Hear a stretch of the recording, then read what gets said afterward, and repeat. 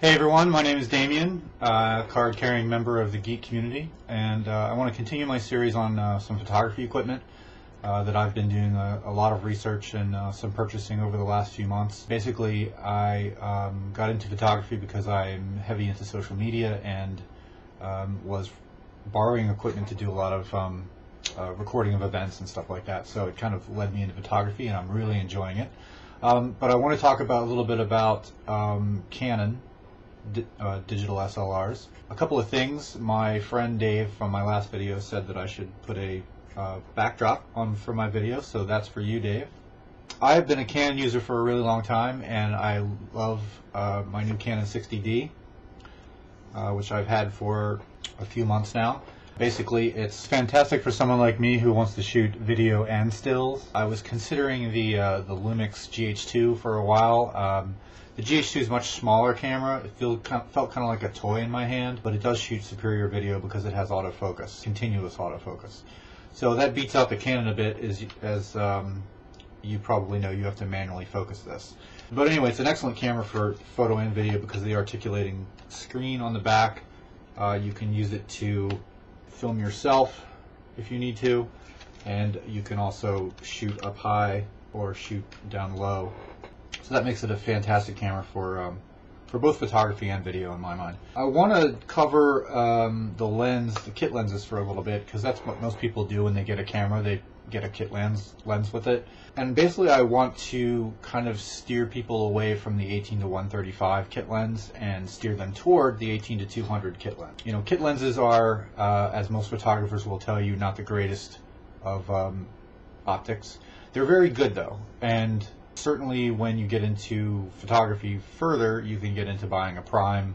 I'll talk about perhaps the 50mm 1.8, which is about $130, which is a fantastic first prime lens to buy if you're picking up a camera DSLR. You may even want to consider just buying the body, but most people, for most people, the kit lens is a very good deal, especially because, you know, this is a retail, the 18-200mm is a $600 lens, but through a kit you get it for $300. So you're getting a very nice all-around walk-around lens that goes from 18-200mm for $300, for half the price what other people are going to pay in retail. And I think if you're on a budget like I was, then it's a great place to start. My wife's camera has the 18-55 kit lens, which has a narrow focusing ring in the front and does not feel as well manufactured as the 18-135 or 18-200. And I want to talk about why this is better than the 18-135. I actually owned or bought my 60D with the 18-135 kit, and I paid a little bit more, $100 more actually, and bought the 18-200. Now, why I like this one so much better is lens creep. Most telephotos suffer from lens creep. You're going to be constantly pulling up the lens as you walk around, because as soon as you strap it around your shoulder and let go of it, start moving a little bit, that's going to happen. That's called lens creep, and it sucks.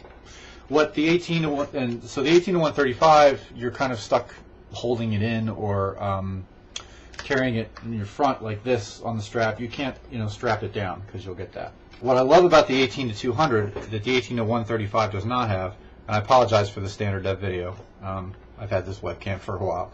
But I think you can see basically right here, there's a lock button, and it won't extend. So you can walk around all you want, and that puppy's not coming out. So if you're picking up a DSLR or thinking about picking up a DSLR from Canon, your choices are pretty much in the budget range from a used XSI, a fantastic budget body to pick up, and then you've got the T1i, T2i, T3i, Canon 60D, Canon 7D, 5D Mark II. So, your kit lenses are going to run you a few hundred more than the bodies, and like I said, sometimes that can be a good deal. If you've got a friend who's telling you to avoid kit lenses at all costs, then I suggest buying a body and then picking up the 50mm 1.8. You're probably asking which of these cameras is right for you as far as technical specs.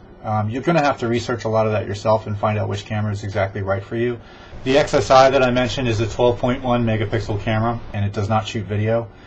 Most of the other ones are 18 megapixel, with the 5D Mark II being full sensor and thus preferred by film professionals, and that also has a 21 megapixel. The T1i, T2i, and T3i are very similar, with the T3i having the articulated screen that the Canon 60D has. And the 7D is probably your best bet for sports, as it shoots more frames per second. I settled on the 60D because of the articulating screen, and then the T3i came out. If you're looking to save a little bit of money and you like the articulating screen for video, then either the 60D or the T3i are your choices right now. I would imagine that Canon's going to come out with more cameras with articulating screens in the future. Thanks for watching. I'll see you next time. Peace.